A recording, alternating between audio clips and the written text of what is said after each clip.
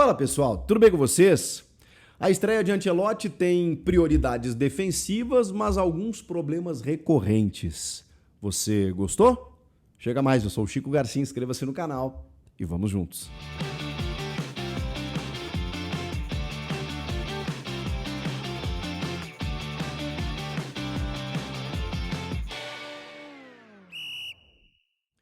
Claro que foi decepcionante, né? Claro que a gente não gostou, especialmente do resultado, né? Um 0-0 contra a seleção do Equador. Calma lá, Equador, segundo colocado nas eliminatórias. O Brasil agora, quarto colocado, atrás do Paraguai. Nosso próximo adversário, jogo em casa, na Neoquímica Arena, no próximo dia 10 de junho. Na terça-feira. Bom, e essa estreia do Ancelotti? Bom, eu acho que a gente conseguiu, pelo menos, visualizar uma organização defensiva melhor. Até esse jogo, gente, nós havíamos tomado 16 gols em 14 jogos. Agora tomamos 16 em 15. O Equador, por exemplo, do Sebastián Beccacece, o técnico argentino, tomou 5 em agora 15 jogos. O Equador tomou 5, o Brasil 16. A gente tomou 4 só para a Argentina naquele totó que foi na despedida de Dorival Júnior. Então é claro que o Ancelotti, no primeiro jogo, ele não reinventou a roda. Ele não trouxe um futebol vistoso, maravilhoso, a ponto da gente se empolgar. Não. Mas ele começou, naturalmente, como todos os técnicos que chegam fazem, a organizar o Brasil de trás para frente. Organizando defensivamente, com novidades na zaga, Marquinhos de volta e Alex, que é o Alexandro do Lille, né, que ele convocou depois de uma atuação do Lille contra o Real, e talvez seja o nome mais surpreendente, foi uma estreia. Muita gente estaria questionando a convocação do Alexandro, ou do Alex, não fosse o Ancelotti. Muita gente estaria dizendo coisa de empresário, não sei o quê, indicação, de onde é que surge esse cara? Lembram do Afonsão, do Dunga, que jogava no Heerenveen da Holanda, né, que ninguém tinha ouvido falar e tal. Muita gente, pô, de onde é que surgiu esse cara? Então, como é o Ancelotti, a gente, porra, o cara tá lá jogando na Europa, né? Tem que respeitar. Ninguém conhecia. Ele é da base do Flamengo e tudo mais, saiu muito cedo, e ele talvez tenha sido o melhor jogador da defesa. Jogou muita bola, foi muito bem. Mas o Brasil defensivamente se portou bem, né? Você tem o Wanderson, que sobe um pouco mais, o Alexandro, que é um lateral que cumpre uma função tática ali muito bacana, e tem um Casemiro de volta à frente da defesa, que foi um monstro, foi um gigante, jogou muita bola. Ele consegue, só no seu posicionamento, na leitura de jogo, já organizar o sistema. E você via a linha de 4 ali bonitinha desenhada no campo, o que dificultava também a vida do Equador. Claro, essa organização defensiva, ela é uma parte das soluções, né? O Brasil precisava estancar, parar de tomar gol e tudo mais, mas é óbvio que a nossa expectativa maior era pela criação ofensiva, pela nossa produtividade lá na frente, pelos nossos talentos se desenvolverem. A gente estava sem o Rafinha, que é talvez o melhor brasileiro hoje, na atualidade, no futebol europeu, né? Tá disputando aí a bola de ouro, o melhor do mundo, junto do Lamine Yamal, que eu acho até que vai ganhar, e acho que merecidamente, né, o seu companheiro de Barcelona. Mas a temporada do Rafinha em números foi espetacular. E o Dembélé também correndo por fora, campeão da Champions com o PSG, que jogou muita bola também.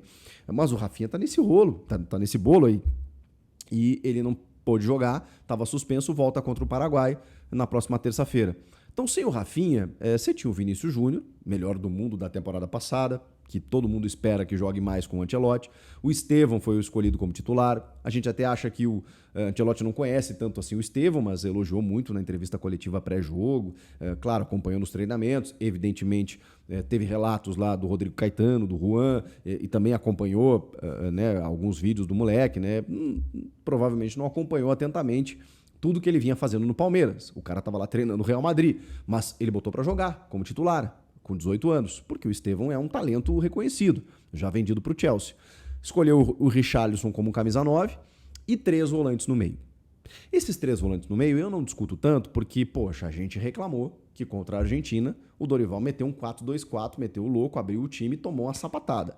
Então, assim, o Ancelotti chegando, organizando o time de trás para frente, é óbvio que ele iria ser mais conservador no meio. O Casemiro voltando, o homem de confiança à frente da defesa, e 2 caras que são volantes, mas vamos lá, né? O Gerson e o Bruno Guimarães, eles jogam, eles têm técnica. E eles não foram tão bem assim.